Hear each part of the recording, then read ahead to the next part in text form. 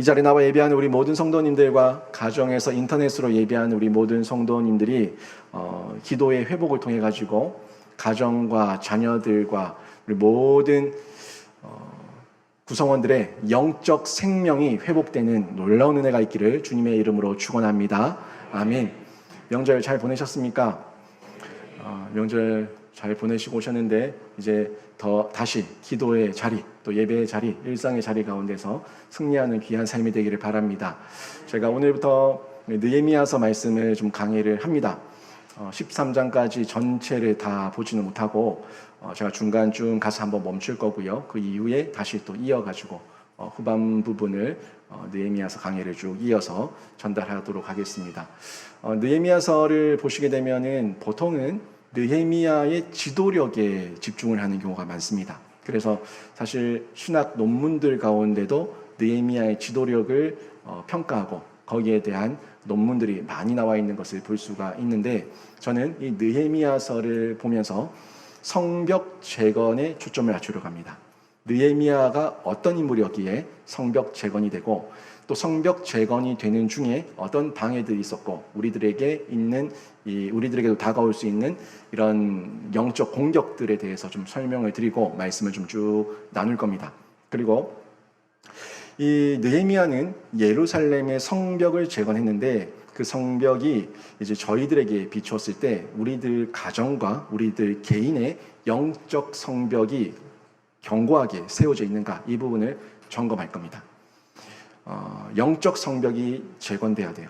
영적 성벽을 재건할 때 산발락과 도비아와 같은 많은 방해꾼들이 방해를 할 겁니다. 영적 도전이 많을 겁니다. 그 가운데서도 우리는 영적 성벽을 세워야 돼요. 이 영적 성벽이 왜 중요한지에 대해서도 함께 살펴보고, 우리들의 가정과 우리들의 자녀들과 우리들의 가문이 온전하게 예수 그리스도 안에서 놀라운 가정과 가문으로 세워지는 그런 고백들, 간증들이 많이 나오기를 바라는데, 오늘 첫 번째 시간을 이제 시작합니다. 이 첫 번째 시간은 이 느헤미야서에 대한 역사적 배경을 잘 살펴보면서 한번 확인해 보면서 들어가야 되는데요. 느헤미야서를 보게 되면은 느헤미야서는 포로기의 시기를 얘기하고 있죠. 통일왕국이 있었고, 통일왕국이 여로보암과 르호보암 때에 남과 북으로 나눠지게 됩니다. 그래서 북이스라엘, 남유다가 만들어지게 되고, 북이스라엘은 아수르에 의해서 멸망을 당하게 되고, 남유다는 BC 586년에 바벨론에 의해 가지고 멸망을 당하게 됩니다. 이 멸망을 당하는 시간 가운데 하나님께서 마음이 많이 아프셨을 거예요. 하나님은 그렇게 멸망당하게 하기 위해서 그 나라를 세우신 게 아니거든요. 그런데 이 나라를 세우기까지 하나님께서 어떤 노력을 하셨는지 보시라고요. 아브라함과 야곱과 그 자녀들 12아들을 애굽 땅으로 보내셔가지고 거기서 큰 민족을 만드셔서 400년 동안 이후에는 종생활을 하면서도 그 애굽의 풍요로움 가운데 그 민족, 큰 민족을 이루게 하시는 하나님의 놀라운 계획이 있었죠. 거기서 하나님을 잊어버리고 하나님 앞에서 둔감해져 있는 그들에게 율법을 주시고 계명을 주시고 또 성막을 주시고 또 여러 가지 훈련을 통해서 40년 동안 광야에서 훈련을 시키셨다고요. 훈련시킨 다음에 이제는 너희가 가나안을 정복하라고 가나안 땅에 들어가게 하셨는데 어떻게 됐습니까? 이들이 하나님의 그 율례와 법도와 규례와 계명을 잘 지켰습니까? 아니면 못 지켰습니까? 못 지키다 보니까 결국에는 이들 가운데 계속해서 반복된 어려움이 있었고, 그 어려움이 북이스라엘과 남유다의 멸망으로 이어지게 된 겁니다.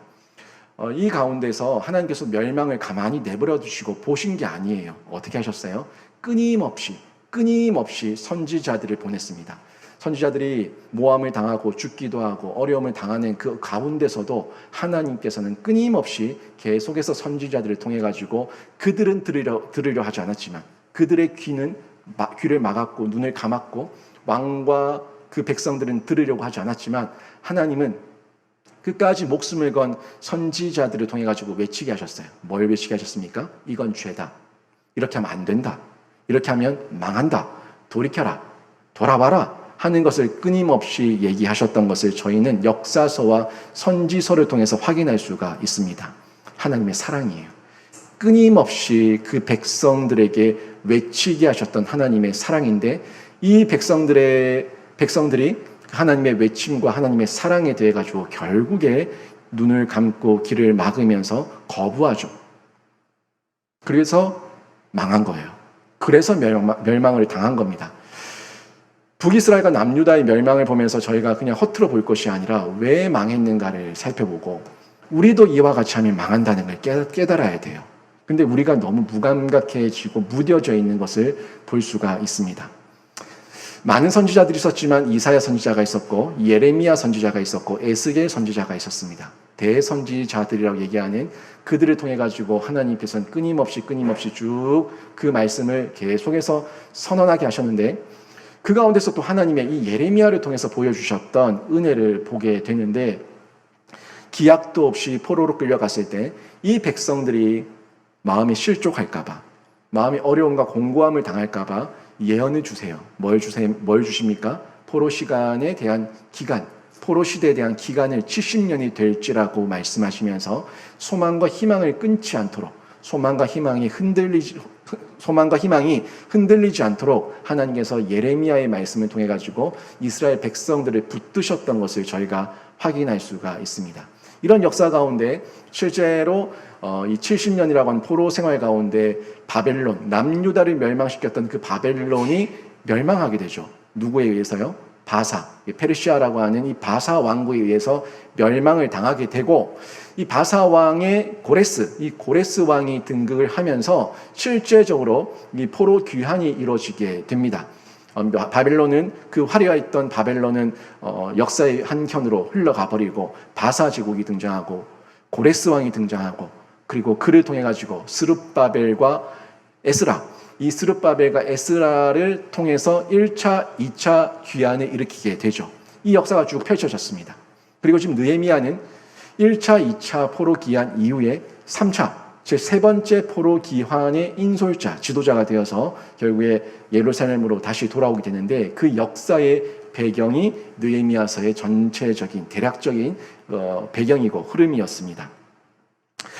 그런데 저희가 좀 눈여겨봐야 될 거는 고레스 왕 때에 1차, 2차 포로 귀환이 이루어졌다고요. 포로 귀환이 이루어져서 스룹바벨도 돌아가고, 그리고 에스라도 돌아가면서 그때 많은 백성들이 돌아갔다고요.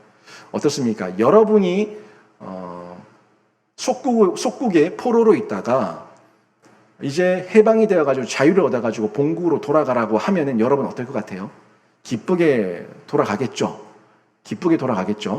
그런데 지금 느헤미야 때에는 1차, 2차 포로 귀환이 시작한 이후부터 약 90년이 지난 시점입니다. 지금 느헤미야가 등장하고 있는 이 시점이 90년이 지났는데 어때요? 이 바벨론이라고 하는 이 바사의 수도에는 아직까지도 유대인들이 살고 있습니까? 안 살고 있습니까? 많이 살고 있어요. 그 중에 한 명이 지금 느헤미야예요. 90년이 지났는데도 돌아가지 않고 이 땅에, 이 적국의 땅, 적국의 수도에 살고 있는 사람들이 있는데, 그 사람이 느헤미야라는 겁니다. 또 한 명은 누가 있습니까? 모르드게가 있죠. 에스더가 있죠. 이 모든 사람들이 그 땅에서 거기에 터전을 잡고 그냥 살고 있었다는 겁니다.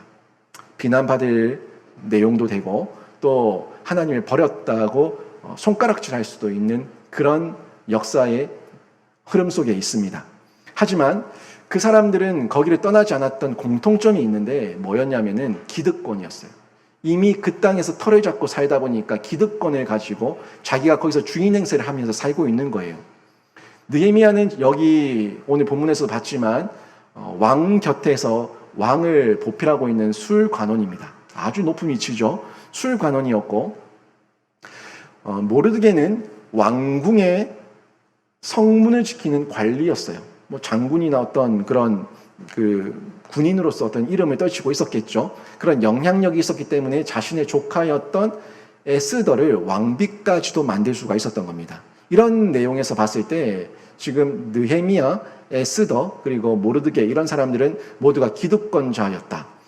포로로 끌려왔지만, 신분은 포로였지만 이 적국에서 이제 살만하고 이름이 떨쳐졌고 좀 영향력이 있는 기득권을 갖춘 자들이 되었다 하는 것을 볼 수가 있습니다. 그래서 이 한 면만 보게 되면은 배신자들, 한 면만 보게 되면은 등 따시고 먹고 살만하니까 하나님 잊었구나. 하나님 잊어버리고 고향으로 돌아가지 않고 그곳에서 사명 감당하지 않구나. 배신자들 이렇게 얘기할 수 있는 위치에 있었어요. 그런데 이곳에서 기득권을 가지고 있었다는 것만으로는 그 사람들이 그렇게 평가하기는 어려움이 있어요. 하나님께서는 그 사람의 속마음은 어떤지 모르겠지만 그 에스더와 모르드기를 통해 가지고 유대인들 전체를 구원하는 놀라운 구원 역사를 이루지 않습니까? 불임절의 근간, 불임절을 만드는 그런 내용이 됐는데 이런 하만의 음모를 다 패하고 유대인들을 끝까지 보존시키는 놀라운 일을 모르드게와 에스더를 통해서 이루셨다고요.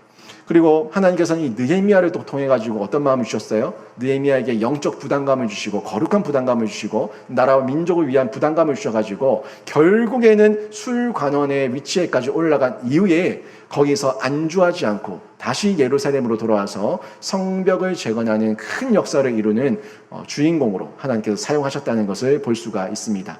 물론 이 모든 면들 속에서 등 따시고 배부를 때 우리가 하나님을 잊을 수 있다는 이런 내용도 한편에서는 찾아볼 수 있어요.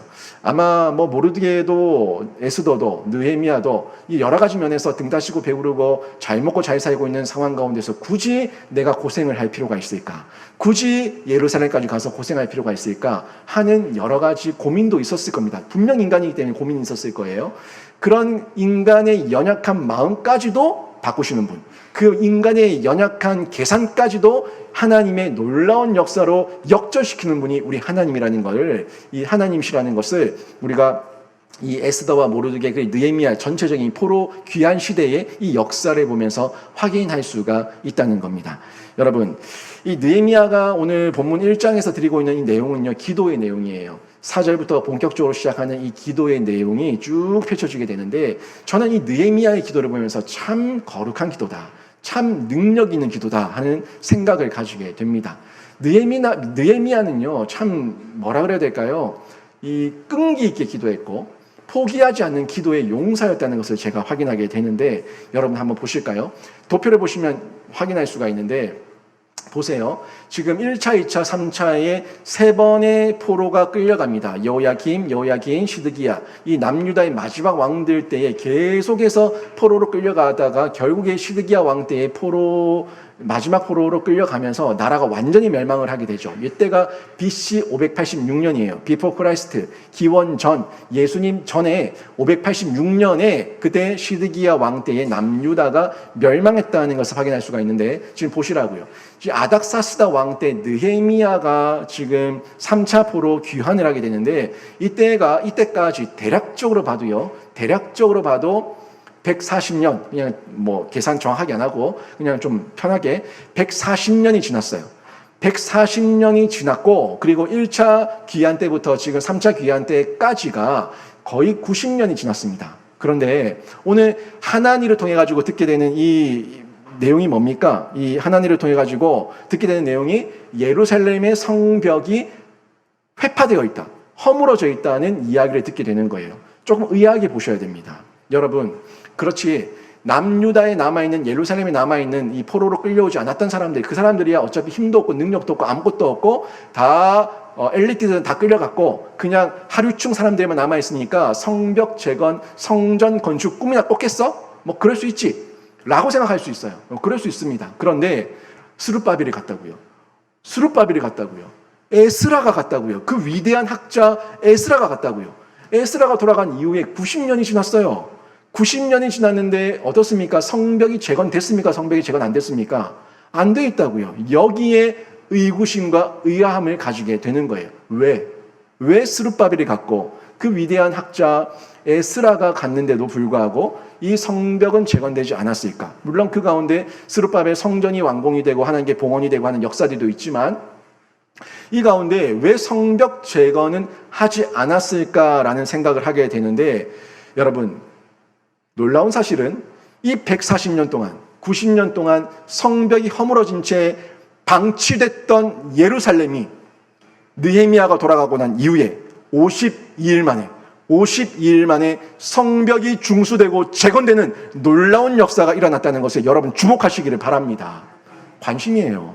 관심이 어딨냐에 따라서 이 놀라운 사실이 어떻게 나타나는지 정확하게 볼 수가 있는 거예요. 여러분, 저는요, 이 느헤미야서를 묵상하는 가운데 여러분 마음 가운데 오랜 동안 우리 가문 안 된다, 우리 가정 안 된다, 할아버지 때로부터 그 위 할아버지 때로부터 그 위 할아버지 때로부터 계속해서 내려오고 있는 이 유교의 문화, 불교의 문화, 끊을 수 없는 이 문화, 안 된다고 포기하고 있는 여러분의 그 영적 허물어진 성벽이 다시금 재건되는 놀라운 역사가 일어나기를 주님의 이름으로 축원합니다.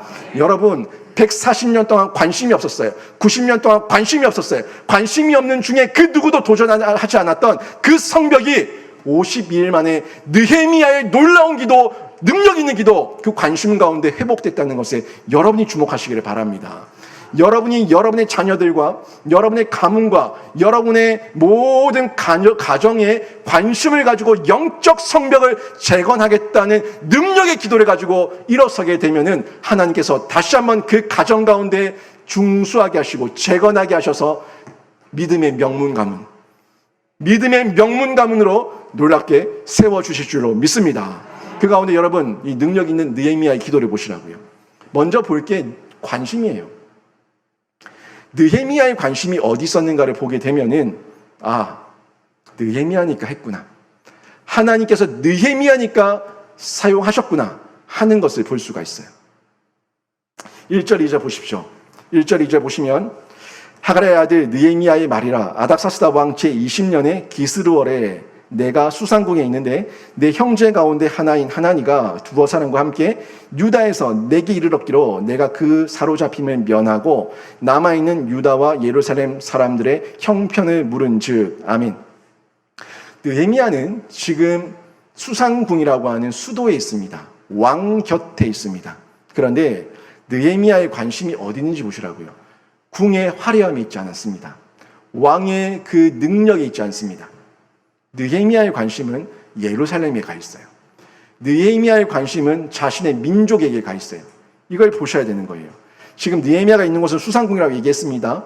바벨론의 4대 도시 중에 한 도시가 수산이에요. 이 수산이 바벨론이 멸망하고 난 다음에 바사 왕국이 들어서고 바사 왕국의 겨울 수도가 됩니다. 그러니까 바사 페르시아 제국이 워낙 크다 보니까 추운 겨울을 피해가지고 좀 따뜻한 겨울을 보내기 위해서 겨울 왕궁을 별도로 뒀는데 거기가 수산궁이라는 것을 확인할 수가 있어요.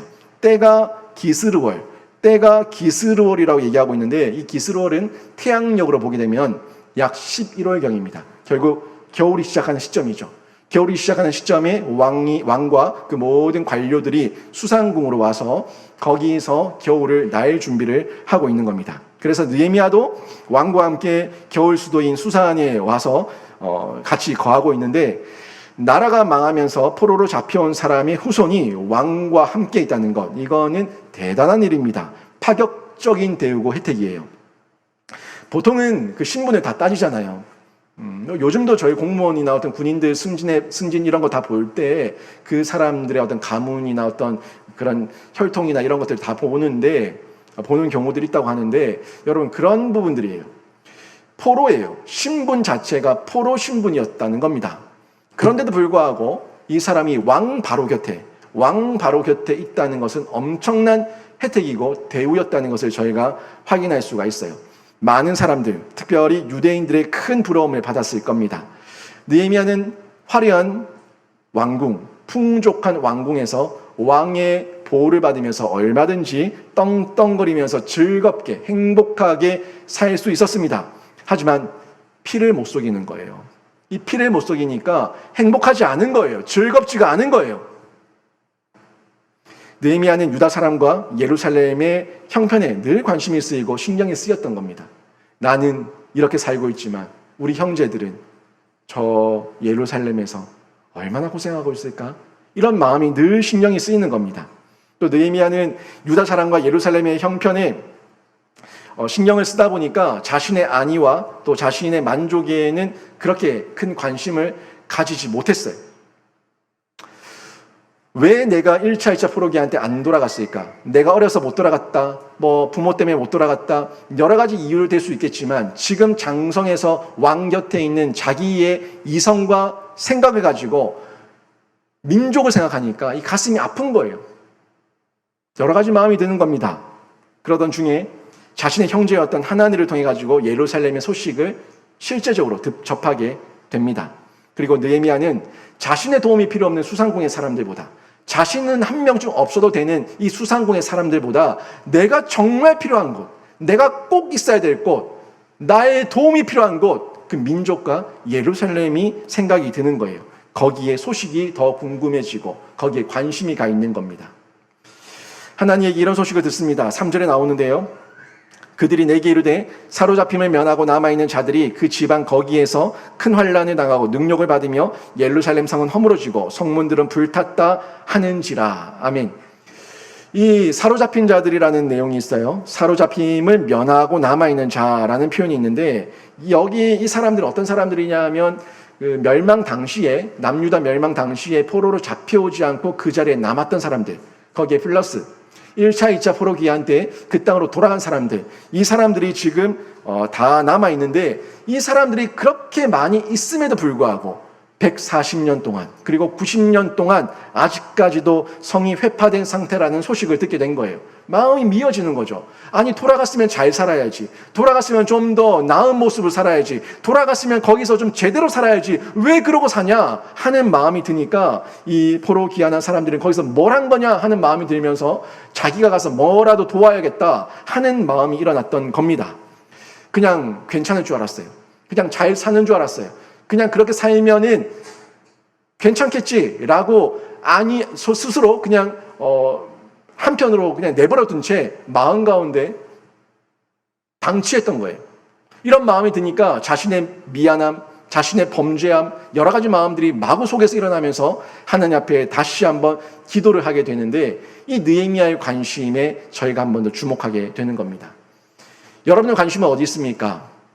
여러분이 만약에 엄청나게 두고 있는 관심 가진 자들이, 관심 가지고 있는 그 어떤 일들이 폐허가 되고 능욕을 당하고 욕을 당하고 회파되어 있다면 여러분 심정이 어떻겠습니까? 여러분이 너무너무 사랑하고 너무너무 열심히 일궈뒀던 여러분의 기업과 여러분의 이 생업의 현장이 회파되어 있다면 여러분 어떻겠습니까? 여러분이 너무너무 사랑하고 있는 여러분의 가족과 부모와 자녀들이 영적으로 회파된 상태로 능욕을 당하고 욕을 당하고 괴로움과 고통 가운데 있고, 심지어 이후에 영원한 형벌, 영원한 영벌, 그 지옥에서 능욕과 욕을 당해야 된다는 것을 여러분이 1%라도 마음 가운데 느끼신다면 여러분 심정 어떻겠습니까? 느헤미야가 그 관심을 가지고 민족을 돌아보고 있는 거예요. 느헤미야가 그 관심을 가지고 민족을 돌아보면서 하나님 앞에 기도하는 거예요. 4절 말씀 보십시오. 느헤미야의 관심이 하나님 앞에 드리는 기도로 드러나는데, 내가 이 말을 듣고 앉아서 울고 수일 동안 슬퍼하며 하늘의 하나님 앞에 금식하며 기도하여. 아멘. 이게 성도의 모습이에요. 이게 성도의 모습입니다. 이게 부모의 모습이에요. 이게 가족의 모습이에요. 여러분, 피가 물보다 진하다고 얘기하잖아요. 내 사랑하는 자녀가, 내 사랑하는 부모가, 내 사랑하는 친족이 능욕을 당하고 회파되고 환난과 고난 가운데, 역경 가운데 있다고 했을 때 가슴이 미어져야 돼요. 가슴이 미어져야 돼요. 근데 우리 심장 가운데 어떻습니까? 무뎌졌어요. 무뎌졌어요. 무감각해졌어요. 그러려니 합니다. 어쩔 수 없다고 얘기합니다. 그렇겠지라고 얘기합니다. 안 되겠지라고 얘기합니다. 그런 소식이 들려왔을 때 하나님을 떠난다, 교회를 안 가겠다, 하나님을 저주합니다, 하나님이 싫다고 합니다. 엄마 아빠나 잘 믿으라고 합니다. 나에게 강요하지 말라고 합니다. 그런 회파된 소리, 무너진 소리, 망가진 소리를 들었을 때 요즘 애들 다 그렇지 뭐, 요즘 애들 다 그렇지 뭐, 어쩔 수 없지 뭐 라고 생각하는 거예요. 이거는 성도의 모습이 아니에요. 성도의 모습이 아니에요. 4절 말씀 다시 보십시오. 내가 이 말을 듣고 앉아서 울고 수일 동안 슬퍼하며 하늘의 하나님 앞에 금식하며 기도하여. 이게 성도의 모습이라고요. 수일 동안 하나님 앞에 울며 기도하며 금식하며 부르짖는 그런 기도가 있습니까? 내 관심이 어디 있었냐고요. 내 관심이 우리 아이들 좋은 직장 가면 되고, 좋은 대학 가면 되고, 돈 잘 벌면 되고, 그냥 건강하면 됐지. 이 마음이 있었다면 느헤미야는 자신의 민족을 보면서 애통하지 않습니다. 자신의 민족을 보면서 아파하지 않습니다. 금식하며 기도하지 않습니다. 성벽이 무너졌다고요. 언제 어디서 적군과 노략군들의 밥이 될 줄 모른다고요. 언제 어디서 영적인 죽음을 당할 줄 모른다고요. 이걸 봐야 돼요. 이걸 볼 때 애통하는 거예요. 이걸 볼 때 울며 금식하며 하나님 앞에 돌아오는 거예요. 이렇게 기도가 터져 나올 때 하나님의 능력이 이 거룩한 기도를 통해 가지고 드러나게 되는데, 느헤미야가 기도할 때 인정하는 걸 보세요. 느헤미야는요, 하나님을 인정하고 나를 인정하고 나의 죄를 인정하고 우리 가정과 가문과 민족의 죄를 인정할 줄 아는 느헤미야가 등장하는데, 한번 보십시오. 5절 말씀 먼저 봅니다. 5절 말씀, 이르되 하늘의 하나님 여호와 크고 두려우신 하나님이여, 주를 사랑하고 주의 계명을 지키는 자에게 언약을 지키시며 긍휼을 베푸시는 주여, 간구하나이다. 간구하나이다. 지금 느헤미야의 기도의 대상을 정확하게 얘기해 주고 있는 부분입니다. 누구에게 기도하고 있어요? 하늘의 하나님, 크고 두려우신 하나님이여, 그리고 언약을 지키시며 긍휼을 베푸시는 주여. 이 모든 것들이 하나님이 어떤 분인지 그 하나님을 인정하며 간구하는 모습을 보게 되는데, 대상이 정확해야 됩니다. 그 대상을 정확하게 부르면서 기도할 때 기도의 능력이 나타나고 기도의 힘이 거룩하게 드러나게 되는 거예요. 또한 6절, 7절 보시겠습니다. 6, 7절 보시면은 타협 없이 기도하는 느헤미야의 기도를 볼 수가 있어요. 6절, 7절 봅니다. 이제 종이 주의 종들인 이스라엘 자손을 위하여 주야로 기도하며 우리 이스라엘 자손이 주께 범죄한 죄들을 자복하오니 주는 귀를 기울이시며 눈을 여시사 종의 기도를 들으시옵소서. 나와 내 아버지의 집이 범죄하여 주를 향하여 크게 악을 행하여. 아멘. 지금 이 말씀 가운데 보세요.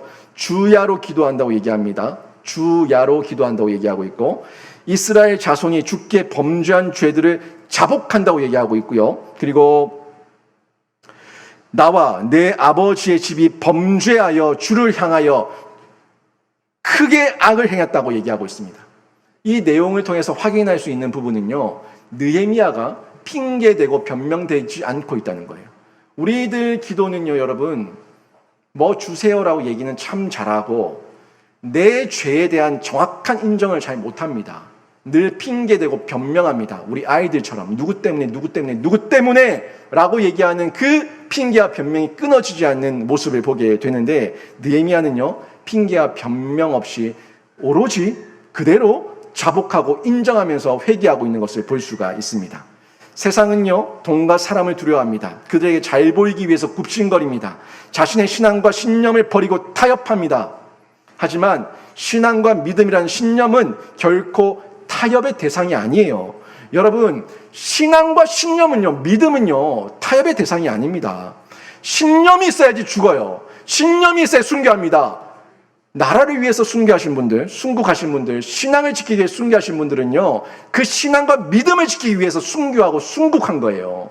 이 신념이 없으면 타협한다고요. 우리가 우리 가정 가운데, 우리 자녀들 가운데, 우리 인생 가운데 얼마나 많이 타협하고 있습니까? 얼마나 많이 타협하며 그 가운데 굽신거리고 있습니까? 느헤미야는 있는 그대로 인정합니다. 있는 그대로 인정을 할 때에 그때 기도의 능력이 드러나고 거룩한 기도가 하나님 앞에 상달되는 줄로 믿습니다. 핑계 아니요, 변명 아니요, 있는 그대로 고백하는 거예요. 우리는요, 나를 붙들고 계신 언약의 하나님께 간구하며 그분의 긍휼을 구해야 됩니다.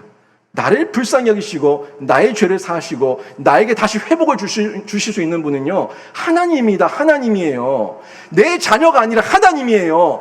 부모의 부가 아니라 우리 하나님인 줄로 믿습니다. 하나님 앞에서 하나님 앞에 회개하고 기도할 때에 하나님께서 회복시키시는 거예요. 이걸 믿어야 된다고요. 느헤미야는 지금 왕에게 간구하기보다 하나님 앞에 먼저 간청하면서 자신의 죄를 인정하고 회개하는 이 모습 보이고 있지 않습니까? 이게 느헤미야의 기도가 능력 있는 기도였고 거룩한 기도였다고 말하는 이유입니다. 지금 성경이 문장으로 돼 있어요. 글로 돼 있어요. 시간을 우리에게 보여줄 수가 없어요. 시간을 글로 보여줄 수가 없어요. 느끼게 해줄 수가 없어요. 그래서 지금 뭐라고 얘기하고 있습니까? 시간을 남길 수 없기 때문에 문장으로 남겼지만 뭐라고 얘기하고 있어요? 느헤미야는 주야로 기도했다고. 주야로 기도했다고 얘기하는데 이 얘기는 끈질기게 기도했다는 거예요. 끈질기게 기도했다는 거예요. 성경에 글이다 보니까 문장이 짧게 어떤 기도를 드렸는지만 문장으로 남기고 있지만 이 느헤미야의 기도의 땀과 기도의 시간과 기도의 관심을 보시라고. 주야로 기도하면서 금식하는 기도를 하나님께 올려드렸다고 느헤미야는 분명하게 말하고 있습니다. 자신의 죄, 민족의 죄, 아버지의 죄까지 자복하면서 회개하고 있어요. 지금 느헤미야가 있는 곳은 수상궁입니다. 느헤미야는 잘 먹고 잘 살고 있어요. 뭐가 아쉬워서 민족과 아버지의 죄까지 회개할 필요가 있습니까? 잘 먹고 잘 살고 있다고요. 느헤미야는 지금의 현장 가운데서 부담감이 있는 거예요. 내가 잘 먹고 잘 살고 있는 게 영적으로 부담감이 있는 거예요. 힘든 거예요. 1차, 2차 프로기한 때 돌아가지 않는 데에 대한 영적 부담감과 또 민족을 사랑하는 그 마음이 피가 물보다 진하다 보니까 그 영혼들을 생각할 때 그들의 고통과 그들의 아픔과 그들의 앞으로의 그 힘든 상황을 생각할 때 마음이 미어지는 거예요. 이 감정이에요. 이 감정을 가지고 느헤미야가 지금 관심 있는 기도를 드리고 있다는 것을 볼 수가 있죠. 폐허가 된 예루살렘에 고생하고 있는 자신의 동족과 달리 자신의 왕궁에 거하고 있고 너무 잘 먹고 잘 살고 있다 보니까 그 모습을 보니까 더 회개가 터져 나오는 거예요. 통회하며 자복하며 회개하는 이 모습을 우리가 보게 되는데 여러분에게 여러분의 가정과 자녀들의 죄와 부모의 죄를 바라보면서 크고 두려우신 하나님 앞에 가슴을 끌어안고 주야로 자복하고 회개하는 기도가 있습니까? 그 기도가 살아나야 됩니다. 그 기도가 살아나야 됩니다. 여러분, 제가 정말 간곡히 부탁하는데 우리 애들 안 된다 생각하지 마세요.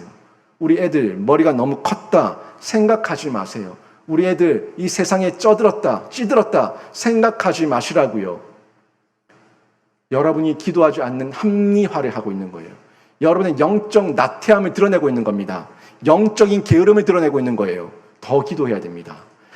나의 죄와 민족의 죄와 아버지의 죄와 우리 자녀들의 죄까지 다 하나님 앞에서 통회하면서 회개하고 자복할 때 하나님께서 반드시 우리의 기도를 들어주실 줄 믿습니다. 이 믿음을 가지고 기도하시라고요. 느헤미야 지금 140년이 지났어요. 90년이 지났어요. 포기할 만하지 않습니까? 그런데 포기하지 않아요. 또 기도하는 거예요. 이게 능력 있는 기도입니다. 우리는 회개는커녕 부모를 원망합니다. 부모 때문에 내가 이렇게 산다고. 내 부모 때문에 이렇게 산다고. 그런데 여러분 나중에 보세요. 여러분이 계속 부모를 원망하고 있는 중에 여러분의 자녀들이 여러분을 원망하고 있을 거예요. 여러분 때문에 엄마 아빠 때문에 내가 이 모양으로 산다고 또 원망하고 있을 거예요. 가계의 저주가 아니에요. 가계의 저주를 끊어라. 그거는 뻥이고 헛소리고 가계의 저주가 아니라 내 안에서 해결되지 않은 죄 때문에 그 악이 이어지고 있는 거예요. 내가 해결되면 돼요. 내가 해결되면 내 안에 죄와 악이 해결되면은 우리 자녀들이 나를 통해서 거룩한 예수의 생명이 흘러갈 줄로 믿습니다. 거룩한 저주, 그 가게에 흐르는 저주가 아니라 내 안에서 해결되지 않은 죄입니다. 여러분 안에서 하나님 말씀으로 여러분의 죄를 해결하십시오. 여러분 안에서 계속해서 반복되고 있는 무감각해지고 무뎌진 그 죄와 악을 해결하십시오. 여러분이 해결하면 됩니다. 그 죄, 내 안에 있는 죄를 해결하지 않고 부모를 원망하고 자녀들 보면서 가게에 흐르는 저주라고 얘기할 겁니까?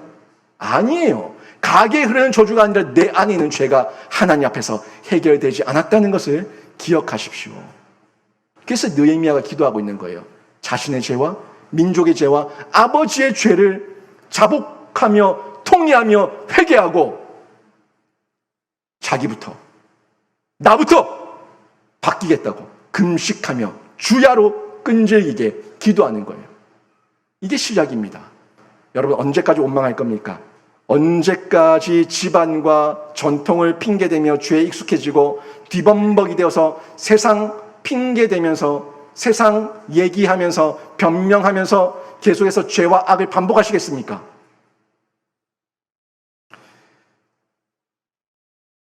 느헤미야의 기도는요, 하나님을 인정하고 자신의 죄를 인정하는 그 인정에서 시작됐는데, 여러분의 죄를 하나님을 인정하면서 통회하는 그때부터 여러분이 정화돼요. 여러분이 깨끗해지고 여러분을 통해서 예수의 생수가, 예수의 생명이 여러분 가정 가운데, 가문 가운데 흘러갈 줄로 믿습니다. 이 믿음을 가지고 기도하셔야 되는 겁니다. 능력의 원천이 거기 있는 거거든요. 능력의 원천은 하나님께 있어요. 능력의 원천은 언약의 말씀에 있습니다.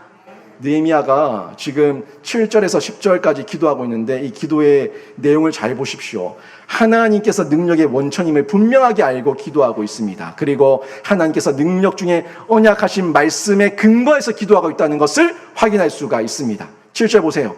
7절 보시면 주를 향하여 크게 악을 행하여 주께서 주의 종 모세에게 명령하신 계명과 율례와 규례를 지키지 아니하였나이다. 아멘. 율례와 규례와 법도와 명령이 모든 것들은요, 자신의 죄를 발견하는 겁니다. 구약에서도 자신의 죄를 발견하고 이게 안 된다는 것을 발견하게 하는 그 바로미터였고 기초였고 기본이었고, 지금은 신약시대 은혜의 때입니다. 긍휼의 때입니다. 하나님께서 예수 그리스도를 통해서 더욱더 규례와 법도와 명령과 이 율례가 더욱더 명확하게, 더욱더 선명하게 어떻게 해야 되는지 알려주셨다고요. 우리가 예수 그리스도를 통해 가지고 보면요, 거울을 보는 것처럼 선명하게 볼 수 있다고요. 뭐가 죄인지 알 수 있다고요. 뭐가 범죄고 뭐가 악인지 알 수 있다고요. 예수 그리스도를 통해서 보여주셨다고요. 여러분 보셔야 됩니다. 내 죄를 볼 때 아프죠. 내 죄를 볼 때 꼴도 보기 싫죠. 내 죄를 볼 때 덮어버리고 싶죠. 그래도 보셔야 됩니다. 그래도 보셔야지 죄는 빛 앞에 나왔을 때 완전하게 소멸되고 없어지는 줄로 믿습니다. 보셔야 된다고요. 지금 이 느헤미야가 계명과 율례와 규례를 얘기하면서 법도를 얘기하면서 이 모든 것을 얘기하고 있는데, 이 가운데 죄가 드러나고 악이 드러나고 모든 것이 하나님 앞에서 드러나서 끊어지기를 원하고 내 안에서 새롭게 해석되고 적용되고 해결되기를 원하는 마음에서 이 말씀을 붙들고 기도하고 있는 겁니다. 이 모든 계명과 율례와 규례는요, 내 죄와 악이 뭔지 분명하게 보여주는데, 여러분 하나님 말씀을 보지 않는 게 죄입니다. 말씀을 보셔야 돼요. 말씀을 보셔야지 뭐가 죄인 줄 알거든요. 말씀을 안 보면은 내가 뭐가 죄인지 모른다고요. 그래서 말씀을 보셔야 되는 거예요. 근데 그래서 말씀을 봤어요. 말씀을 봤는데 뭐가 죄인 줄 알았어요. 뭐가 죄인 줄 알았는데 내가 고의로 덮어버리고 실행합니다. 악을 실행합니다. 그게 악이에요. 죄와 악이에요. 악은 반복되는 겁니다. 악은 알면서 고의적으로 하는 거예요. 여러분 말씀 보셔야 됩니다. 통독도 하셔야 되고 묵상도 하셔야 되고 기도하셔야 됩니다.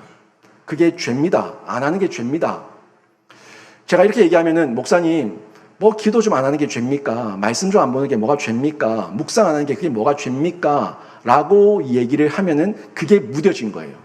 그게 여러분이 무감각해진 겁니다. 죄입니다. 성경은 하나님 말씀을 모르는 게 죄라고 얘기합니다. 죄를 알면서 행하는 걸 악이라고 얘기합니다. 여러분이 똑똑합니까? 지혜롭습니까? 천하 만민 중에 하나님만큼 뛰어납니까?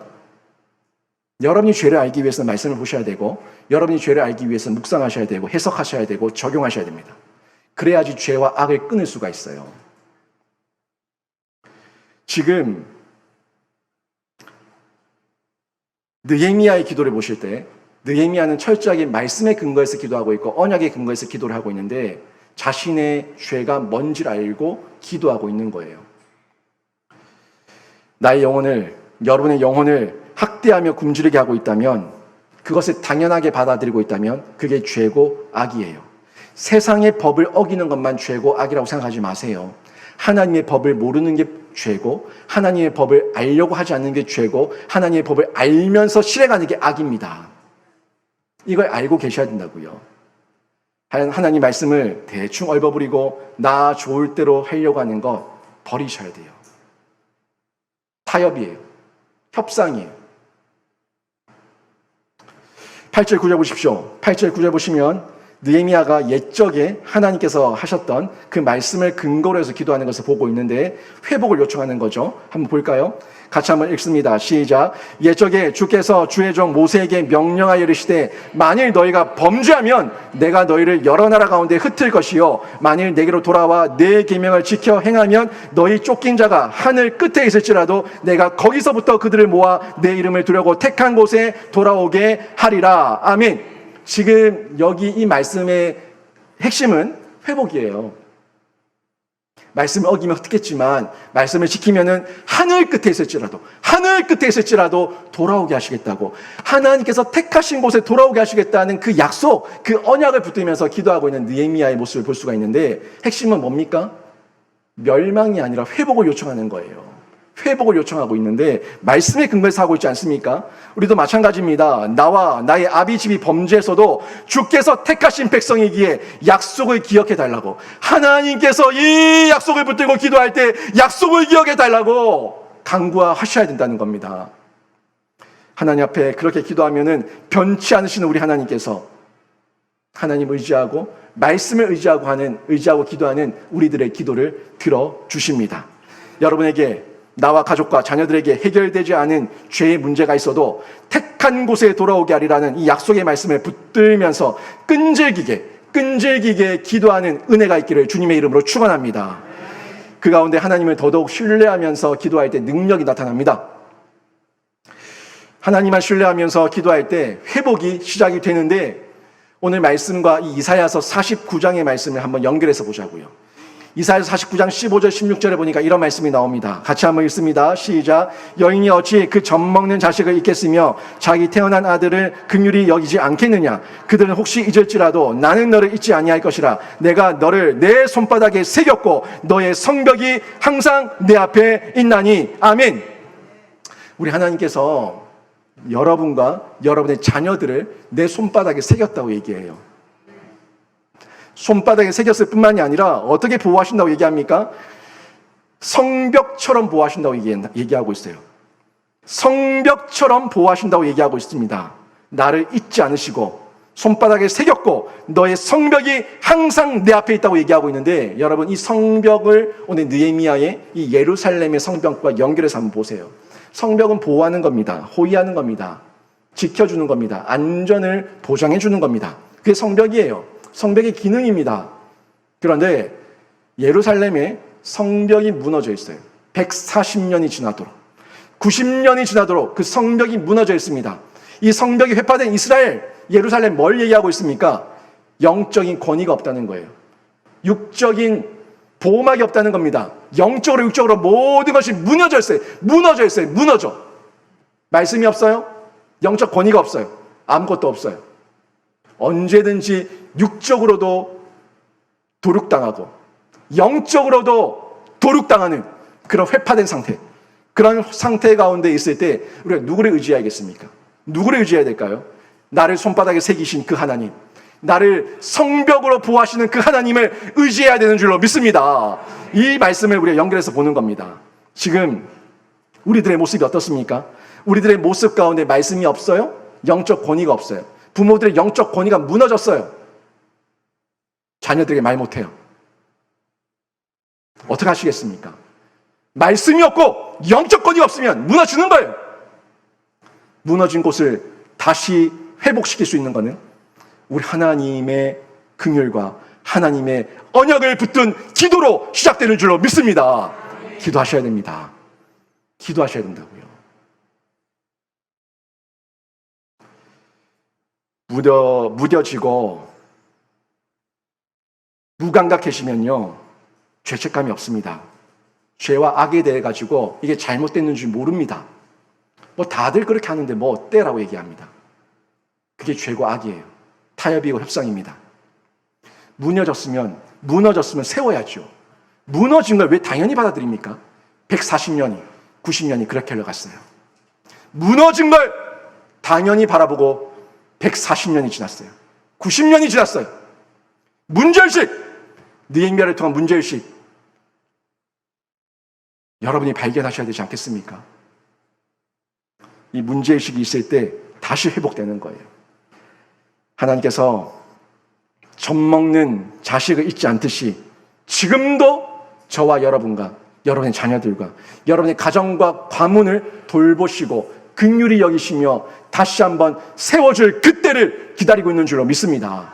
이걸 기대하면서 우리가 뛰어들 때 사명을 발견하는 거예요. 여러분 사명이 있습니까? 사명 발견하십시오.